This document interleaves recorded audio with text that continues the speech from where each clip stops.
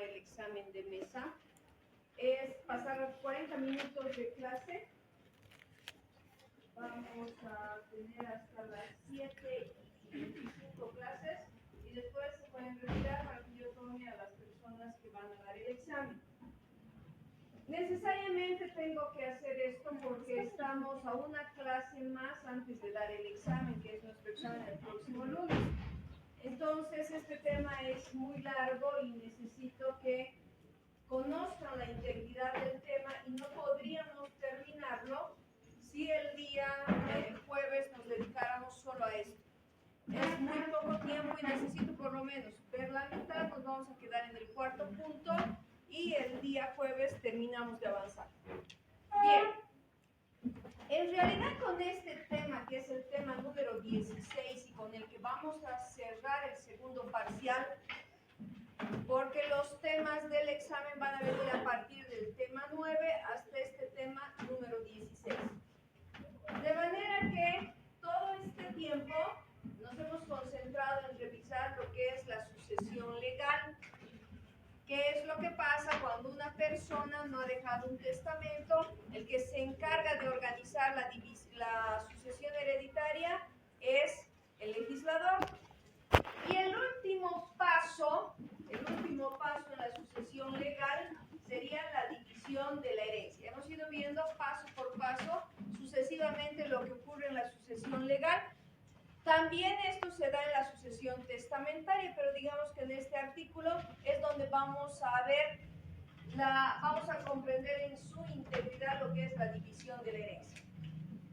Luego de que se ha pasado por el escenario o el paso de la apertura de la sucesión es cuando ha fallecido nuestro causante. Al fallecimiento de nuestro causante, lo que va a pasar es un llamamiento que hace la ley y las personas, ya sabemos, se acogerán a una aceptación de la herencia pura y simple, valorarán y tomarán, acá hay asientos, pero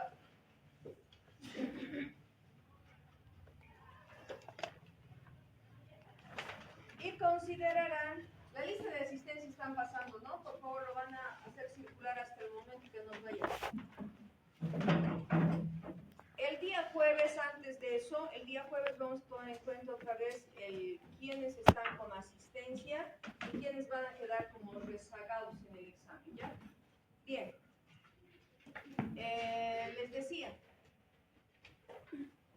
luego de la apertura de la sucesión se abre el llamamiento, que es la delación sucesoria, y cada uno de los herederos va a definir en una decisión personal, lógicamente, si acepta la herencia de manera pura y simple, si renuncia a la herencia o la acepta con beneficio de inventario. Sabemos y hemos visto en ese escenario que hay situaciones como, por ejemplo, impedimentos para ser herederos, como la desheredación, por ejemplo, o la indignidad. También hemos visto que cuando los padres se anticipan a dejar la legítima a sus hijos, hablamos de otra figura que es ¿qué se llama? La colación hereditaria. Bien, hasta que llegamos al punto, todo ese tránsito que se ha seguido, hemos hablado de qué es lo que vamos a recibir, pero no hemos aterrizado en el punto de cómo lo vamos a dividir. Porque la sucesión hereditaria, si ustedes se acuerdan en los cursos de derechos reales del año pasado, la sucesión hereditaria genera una situación de copropiedad temporal. Los herederos, apenas aceptan la herencia, se convierten en coherederos de ese acervo hereditario. Y lógicamente no se puede vivir, porque es muy difícil, al margen de ser difícil, hay una máxima en el Código Civil que dice que nadie está obligado a vivir en copropiedad. No se olviden que en el régimen de la copropiedad, ese es el presupuesto más importante. Si nos vamos al artículo, y ustedes vienen conmigo en el artículo 1233, les voy a leer primero la primera parte. Dice: todo coheredero puede pedir 100 siempre la división de la herencia. De manera que este es un imperativo, dice, todo coheredero puede pedir siempre la división de la herencia.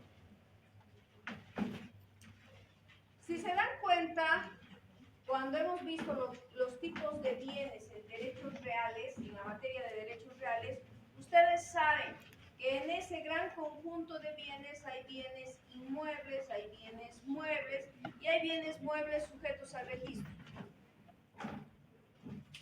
Si hubieran bienes muebles que ustedes hereden, por ejemplo, mesas, sillas de una casa, juegos de comedor, juegos de dormitorio, etc., sería muy difícil pensar que como coherederos van a poder compartir todos todo ese patrimonio.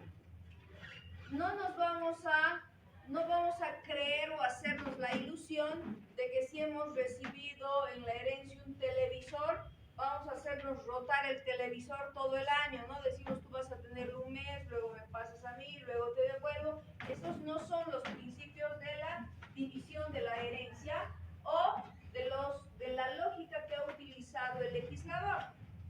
Ha ido a mecanismos mucho más coherentes y factibles para que se produzca la división de la herencia. Y además que el legislador no nos dice, ustedes han heredado este patrimonio y ahora se las arreglan porque no les queda otra que vivir como coherederos. No, sino que más bien nos da los instrumentos para precisamente generar la división de la herencia. De manera que la división de la herencia no es otra cosa que el acto de poner fin a la indivisión del patrimonio. Le vamos a poner fin a la indivisión del acervo hereditario, permitiendo que cada uno de los coherederos obtenga sus porciones o sus partes de manera equitativa, lógicamente cumpliendo todos los presupuestos que determina la ley. Y esto está definido a partir del título cuarto, artículo 1233, que nos va a marcar la línea rectora para establecer este procedimiento de división. Si ustedes ven, va desde el 1233 al 1253. Todos los elementos que hablan de la división de la herencia. Es importante, antes de hacer una inmersión en lo que es el análisis de la legislación y de cada uno de los artículos, conocer cuáles son las características que tiene la división de la herencia. Por supuesto, es potestativa. Debe ser solicitada por cualquiera de los coherederos y en cualquier momento. ¿Ya? Ese es el primer presupuesto. ¿Por qué decimos que es potestativa? Porque precisamente estamos poniendo en marcha este mandato del artículo 1233 que dice que cualquier heredero puede solicitar en cualquier momento la división de la herencia. Existen algunas ideas un poco obtusas, cerradas, demasiado anticuadas de algunas personas y probablemente ustedes han visto de cerca esto. Yo precisamente el día de hoy atendí a un cliente en el que han pasado 10 años desde, han pasado 20 años del fallecimiento de sus padres y no han podido llegar a hacer la división de la herencia. Y todo por, como les digo, por preconceptos que tienen y que no hacen otra cosa que perjudicar. Yo les digo esto ¿por qué? Porque es necesario abrir la mente. Y si tenemos un pariente que es un poco cerrado, estrecho en sus pensamientos, es bueno que entiendan que de una buena negociación y de una buena comprensión de esto, es necesario entender que nadie se puede reservar el derecho de quedarse con el patrimonio e impedir al resto de los coherederos la división división, y eso es lo que hace mucha gente. Es muy recurrente durante todo este tiempo que yo he visto el tema sucesorio en la ciudad de Quillacollo. Hay muchas situaciones de este tipo, sucesiones hereditarias. En su tiempo, mucha gente alrededor del casco viejo de Quillacollo han comprado inmuebles, seguramente en un tiempo que el valor inmobiliario era muy bajo, era fácilmente, se podía construir. Y si ustedes conocen Quillacollo, saben que en el casco viejo existe mucho interés comercial. Es altamente comercial ese sector, de manera que todos los que son propietarios tienen tiendas que funcionan como almacenes, micromercados, ventas de importadoras, por ejemplo, de repuestos, etc. Todos los negocios se concentran al centro de Quillacollo. Muchas de esas casas son casas que han heredado y lo que hacen es alquilar, poner en alquiler, y de ese alquiler se van distribuyendo todos los herederos. En algunos casos la situación se pone compleja cuando algún heredero que no ha estado recibiendo los frutos de esos alquileres es el que reclama porque ve injusta la situación y dice: quiero pedir la división de esa herencia, porque es completamente, como les digo, legal, está permitido. Pero algún heredero, que es el que ha estado viviendo, usufructuando el inmueble, se niega rotundamente a esta división porque sabe que habita, incluso tienen a sus familias, y de paso es el único que se ha visto beneficiado con esos alquileres de tiendas, almacenes, etc.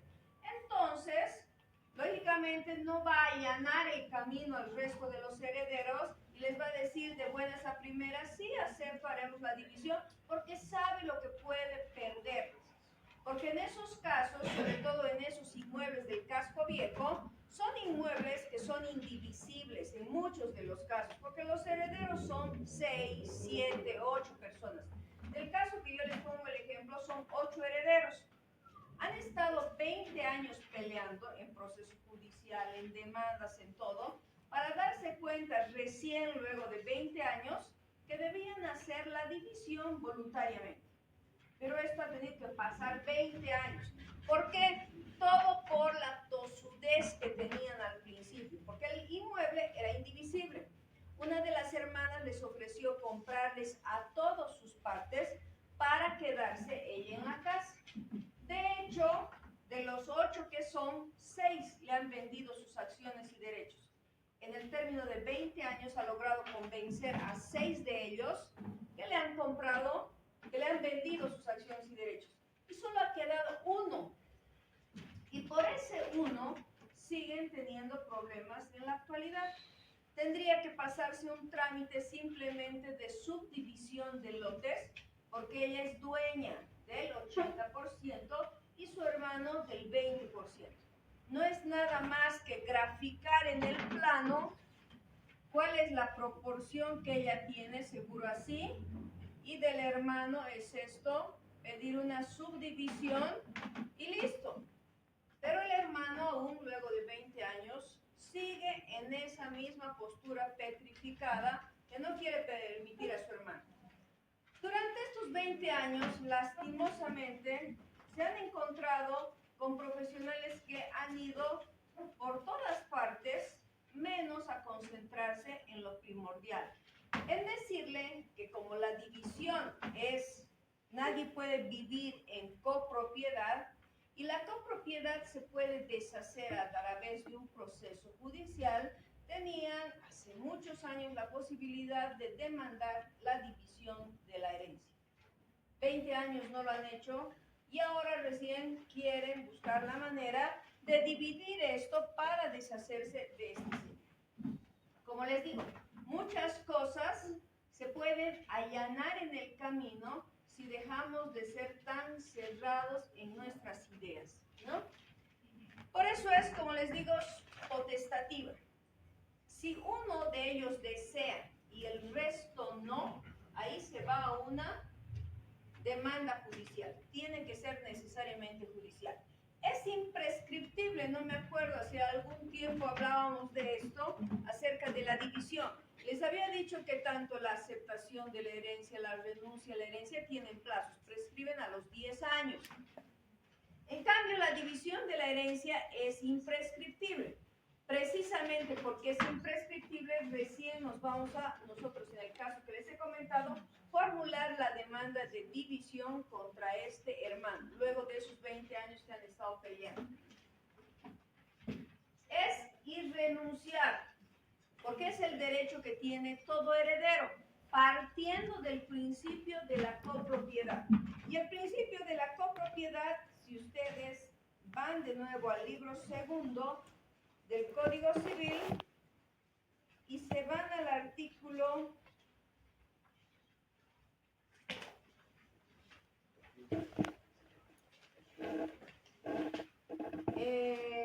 vamos a ver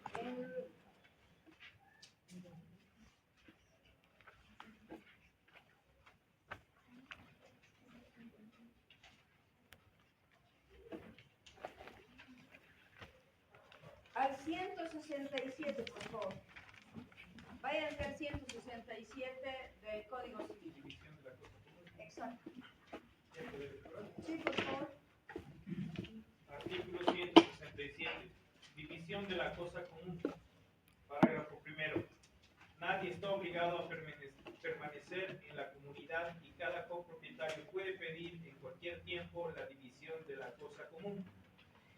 Parágrafo segundo. No obstante, es válido el pacto para permanecer en comunidad por un tiempo no mayor de 5 años, pero si median circunstancias graves, la autoridad judicial puede ordenar la división antes del tiempo convenido. Bien. Esta característica de la irrenunciabilidad está muy relacionada con este principio del artículo 167, que nadie está obligado a permanecer en la comunidad y cada copropietario puede pedir en cualquier tiempo la división de la cosa común. Es un derecho que le asiste a todo coheredero. Cuando decimos es indivisible y unitaria, no nos estamos refiriendo precisamente a un bien en especial o exclusivamente un bien, sino a la figura jurídica de la división. Porque la división, cuando se plantea la división, hablamos de una división de todo el patrimonio. Cuando entramos a la división de la herencia, no nos centramos en solamente tenemos este lote, vamos a dividir luego la casa o el departamento o los vehículos los vamos a dedicar a otros procesos.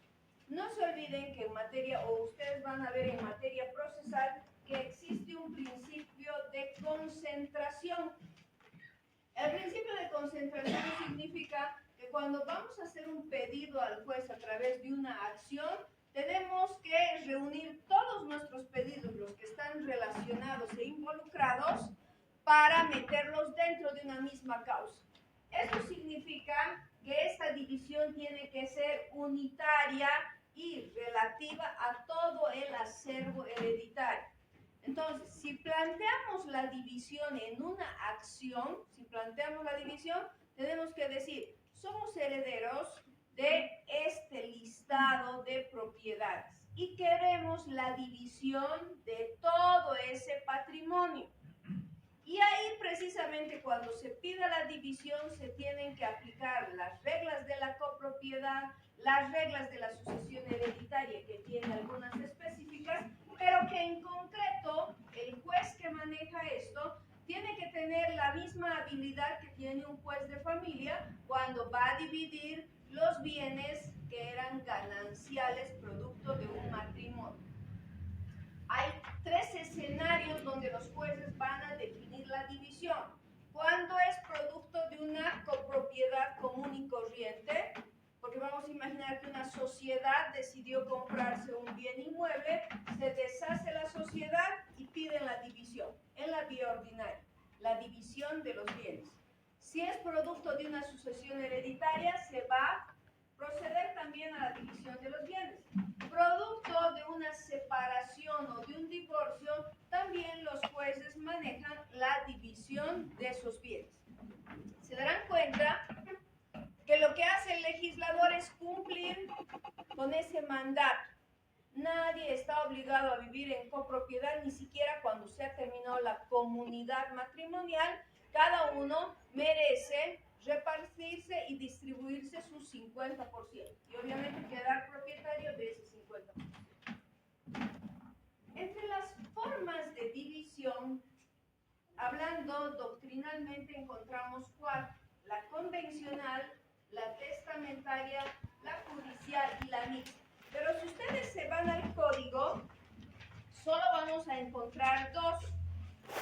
El artículo 1250 nos habla de una división convencional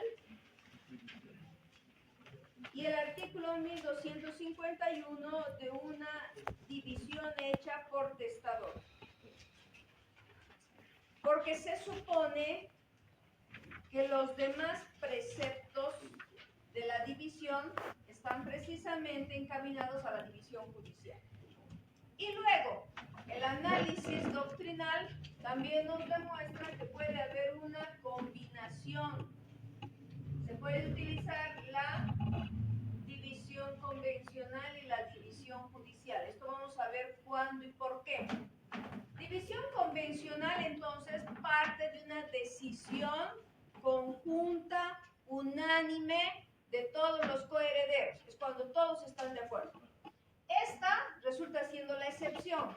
Lo que debería ser la regla en una sucesión hereditaria y que todos los herederos estén de acuerdo que si se ha producido el deceso de sus causantes, deberían producirse la división de la herencia.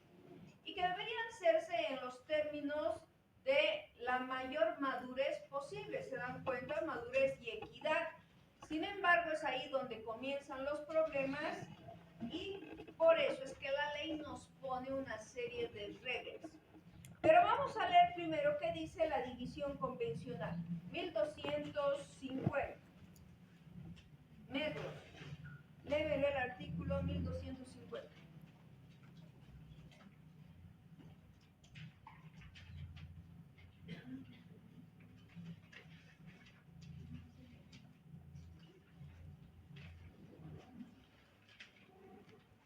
Artículo 1250, división convencional. Parágrafo primero. Si todos los coherederos están presentes y son capaces, pueden dividir la herencia en la forma que juzguen conveniente. Parágrafo segundo. Si entre los coherederos hay incapaces, sus representantes pueden concertar por ellos la división cuando ésta sea favorable a sus representados y si el juez concede la autorización previa por el Código de Familia. Ya. ¿Qué nos dice entonces acá? Si bien nos habla de que es convencional, pero también en el parágrafo segundo ya está hablando de la intervención judicial. Porque dice, si todos los coherederos están presentes, acá hay un error, pero en el caso del legislador, dice, si todos los herederos están presentes, debería decir si todos los herederos están de acuerdo, porque pueden estar presentes, de hecho pueden vivir en el mismo lugar, pero no necesariamente vamos a creer que todos quieran dividir la herencia, como el caso que yo les digo, todos vivían en Cochabamba 20 años para poder dividirse y ninguno aceptaba, ¿no? Hasta ha tenido que ocurrir lo que en muchos casos seguramente ha pasado, la fatalidad del COVID, donde ha habido decesos anticipados de algunos coherederos, que ha llevado a que ya los hijos ahí, entonces presionen y digan tenemos que dividir. Porque solamente cuando llegue ese momento, el gran problema de las personas es que lo que menos se dan cuenta es que no son inmortales, no somos inmortales. La gente piensa esta idea, tiene esta malformada idea de que nunca se va a morir. Y eso sucede más antes de lo previsto. Y ahí es donde el problema siempre se los pasamos, la posta les pasamos a quienes son nietos.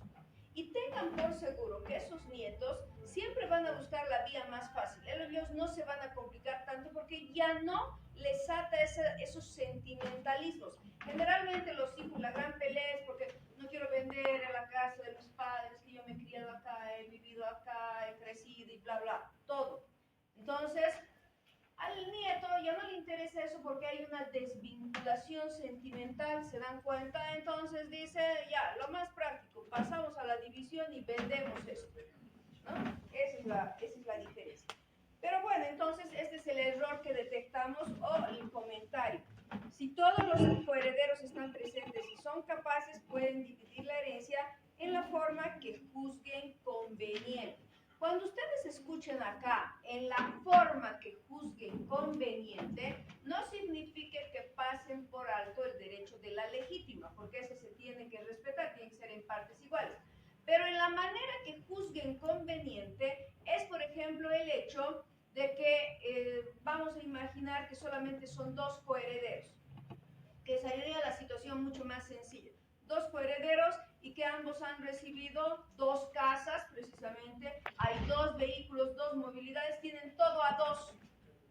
Lo conveniente va a ser en que hagan un sorteo, digamos, porque puede ser que haya una casa y haya un departamento, y que probablemente en sus valores tampoco van a ser exactamente iguales. Entonces, uno puede quedarse con la casa y el otro con el departamento, pero recibiendo en compensación un vehículo más, digamos, ¿no? Entonces, uno de los herederos, el que va a recibir menos en valor, compensa su porción hereditaria con el departamento y los dos vehículos, y el otro se queda con la casa.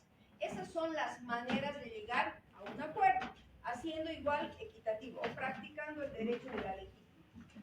Pero el parágrafo 2 se adelanta y nos dice, si entre los coherederos hay incapaces, porque de este hecho no puede pasar por alto la ley, no podemos creer que las circunstancias van a ser siempre tipo o van a ser las mismas, que fallecen papá y mamá, quedan hijos y que los hijos se encuentren sanos, lúcidos para recibir esa sucesión hereditaria. Imagínense que un hijo en el interín de su vida ha sufrido un problema que lo ha incapacitado.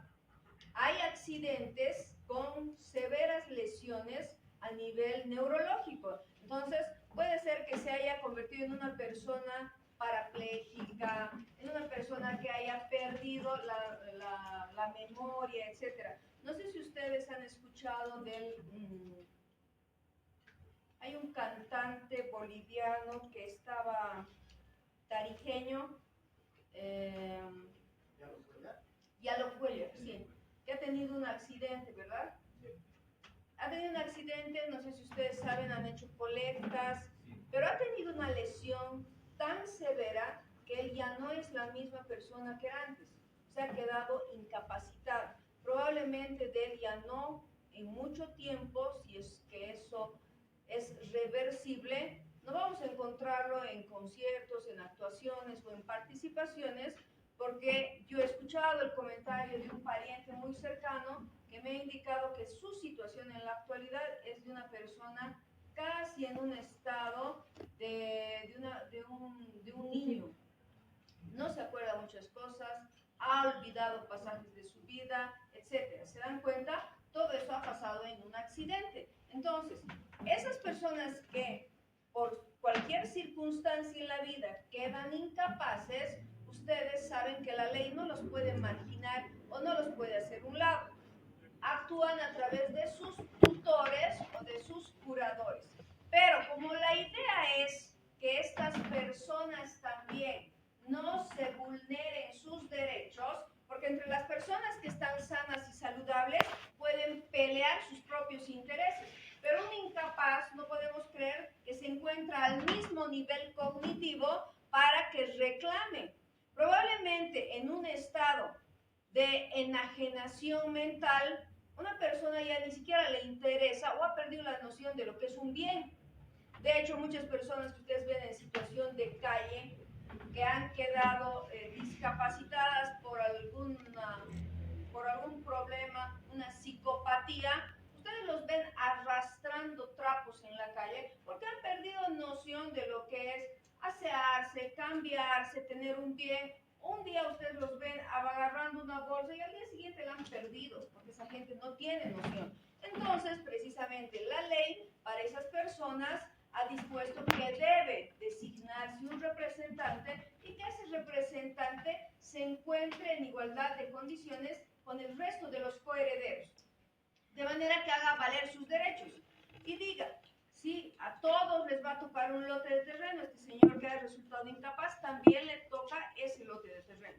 Lo que se va a hacer con su patrimonio, lógicamente, va a ser observado y va a ser protegido juntamente con el juez, porque ese tutor o ese curador tiene que prestar informes al juez de cómo está administrando ese patrimonio. No quiere decir que él pueda definir absolutamente todo, sino que tiene que ir a través de un control judicial, porque solamente ese mecanismo va a lograr que el tutor tampoco quiera aprovecharse.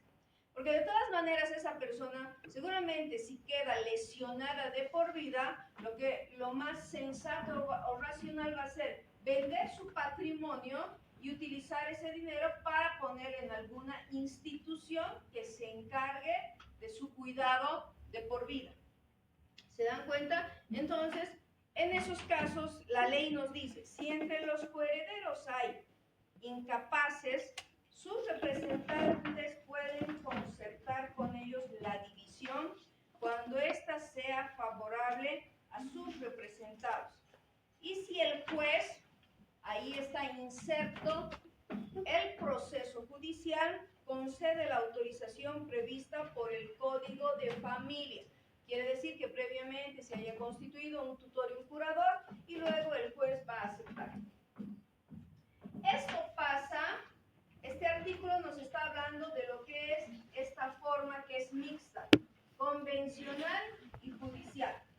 La judicial es cuando definitivamente no hay punto de equilibrio, de concertación, ni de posible diálogo entre los coherederos. Ninguno se entiende, ninguno quiere ceder ante las pretensiones del otro o quiere obtener más cosas, lo que nos lleva directamente al proceso judicial. Y la forma de división testamentaria está definida en el artículo 1251. Sergio, por favor, 1251. Artículo 1251. División por el testador. Parágrafo primero. El testador puede dividir sus bienes entre sus herederos. Parágrafo segundo. Los bienes no comprendidos en el testamento se atribuyen conforme a la ley. Bien. Lógicamente esta parte es muy escueta, pero ya para eso hemos visto los antecedentes de la legítima. Y hasta este punto, para conocer la división, sabemos que el testador no puede ir, si existen herederos forzosos, vulnerando la porción de la legítima, solamente tiene una quinta parte de libre disposición para mejorar la cuota de cualquier otro coheredero, eso sí puede hacerlo, o en todo caso, si se excede, tiene la regulación a través de la colación, para que se reintegre a la masa y se divida conforme a ley. Por eso es que en esta parte simplemente el legislador nos dice el testador puede dividir sus bienes entre sus herederos. El parágrafo segundo dice los bienes no comprendidos en el testamento se atribuyen conforme a ley. Pueden pasar varias situaciones. Que alguien haya tomado la previsión de dejar un testamento y que luego ha adquirido más patrimonio, más bienes o él mismo ha heredado, digamos, algún patrimonio, ha heredado y ha incorporado a su masa patrimonial, pero de repente fallece, sale del país para algún tratamiento médico, una cirugía delicada y resulta que las cosas salen mal y ya no retornan. Y ahí ha quedado un patrimonio pendiente, un patrimonio que ya no ha entrado dentro de las previsiones del testamento. Entonces ahí no nos podemos quedar de brazos cruzados. El legislador también ha tomado sus recaudos y dice, Todo lo que no está en el testamento ha quedado al margen, entonces aplicamos las reglas de la ley para la sucesión legal y nos dividimos conforme a esos mandatos legales. ¿Cuál sería? Si el testamento está bien hecho, bien distribuido, respetamos lo que dice el testamento y sobre los otros bienes que han quedado al margen, aplicamos cualquiera de estas formas. Nos ponemos de acuerdo y hacemos que sea convencional. Si hay en la mixta, me olvidaba, puede tratarse tanto de incapaces como de menores de edad. Entonces, en el caso de un menor de edad, también va a actuar a través de su apoderado, de su representante. Y judicial cuando no hay consenso. Si entre lo que ha quedado al margen no se ponen de acuerdo o no están de acuerdo los coherederos, van a tener que ir a la vía judicial. Bien, finalmente para terminar, y justo estaríamos a 4 minutos, vamos a ver los impedimentos provisionales. ¿Cuáles son esos impedimentos provisionales para que se produzca la división? Primero, que es voluntaria la división y puede ejercerse en cualquier momento, excepto, esta es la excepción, si hay este tipo de 3 impedimentos. Esto está definido en el artículo 1235. ¿Quién puede leer el 1235, por favor?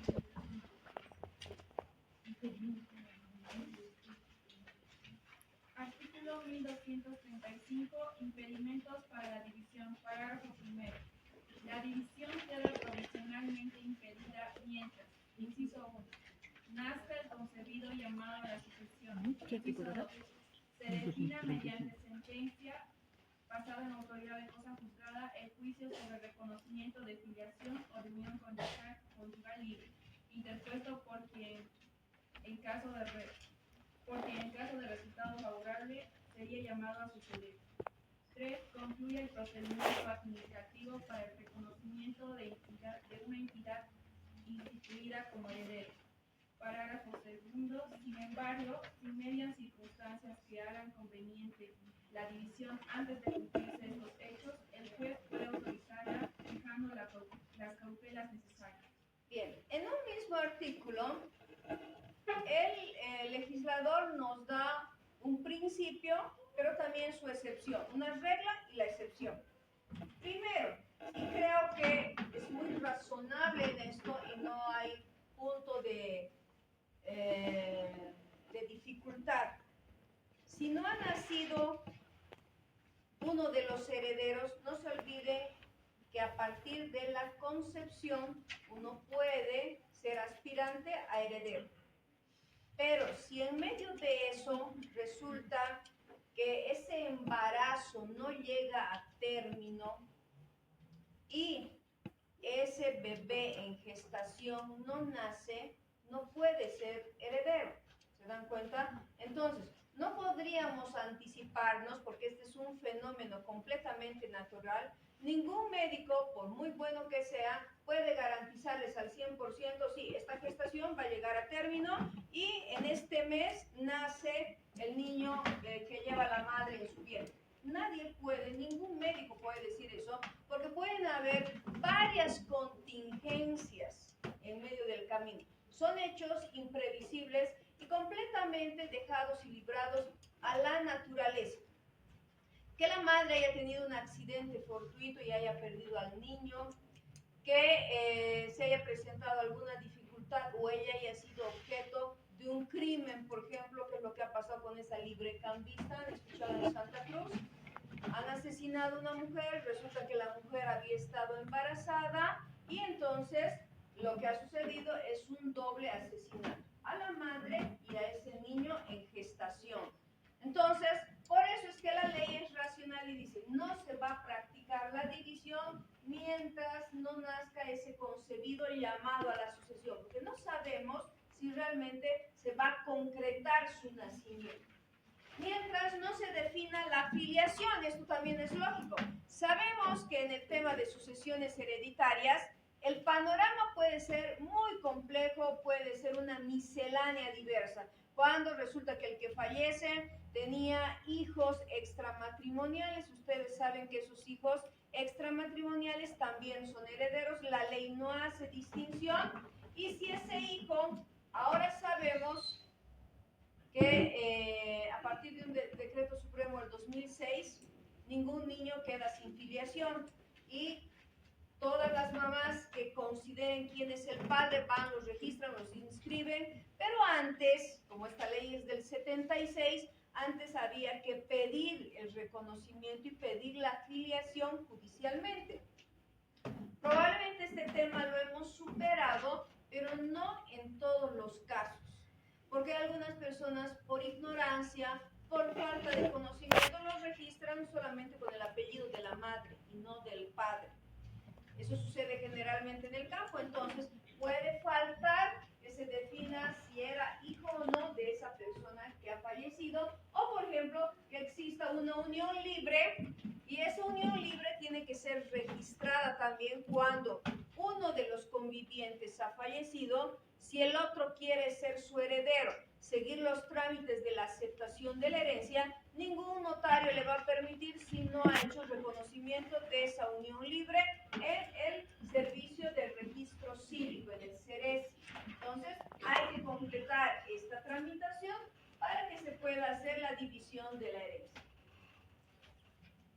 Finalmente, acá dice por expresa voluntad del testador, pero no se olviden que acá también dice este artículo 1235 que concluye el procedimiento administrativo para el reconocimiento de una entidad instituida como heredero. Esto siempre va a pasar por sucesión testamentaria, no se olviden, porque las personas jurídicas solo pueden llegar a ser beneficiarios de una herencia por efecto del testamento. Ellos no tienen legítima, no son personas naturales como nosotros, o sea que la única manera es a través de alguien que en uso de ese derecho que tiene, y obviamente acá está implícita la idea de que hay herederos forzosos, porque si no hubiera herederos forzosos, la división puede darse en cualquier momento. Pero en este caso tenemos que tener la idea de que hay herederos forzosos y que ese testador ha dispuesto de esa su quinta parte beneficiando una institución, pero resulta que esta institución, esto les va a comentar su docente en Derecho Administrativo o en Derecho Comercial, estas instituciones tienen que tener personería jurídica reconocida. Desde ese momento, con la personería, válidamente pueden actuar ante la ley. Si ese trámite estuviera en camino, lógicamente no van a poder hacerse declarar beneficiarios o ser parte de esos bienes que han recibido, porque todavía su situación jurídica no ha concluido, no ha terminado en una resolución que los declare válidamente como personas jurídicas. Entonces, previamente hay que terminar este trámite. El parágrafo 2 dice: sin embargo, si median circunstancias que hagan conveniente la división antes de cumplirse estos hechos, el juez puede autorizarla fijando las cautelas necesarias. Que sea un imperativo la división, ¿por qué? Porque tenemos un coheredero que solo dispone de ese dinero o de esa herencia para solventar un tratamiento médico, para que le hagan una intervención en el extranjero, para que pague. Ustedes saben que existen enfermedades que son costosísimas, partiendo del cáncer, de la insuficiencia renal, etcétera, que se hacen, se tienen que erogar bastantes gastos. Entonces, el juez, sin embargo, va a tener que valorar eso. ¿Y cómo valora el juez? A través de certificaciones médicas, de la opinión de personas entendidas que le digan si efectivamente este es un caso altamente delicado y usted tiene que pasar por alto este mandato y permitir la división de la herencia. Bien, me voy a quedar en este punto. Cualquier pregunta, interrogante, el día jueves vamos a continuar y vamos a terminar con la división de la herencia. Les voy a pedir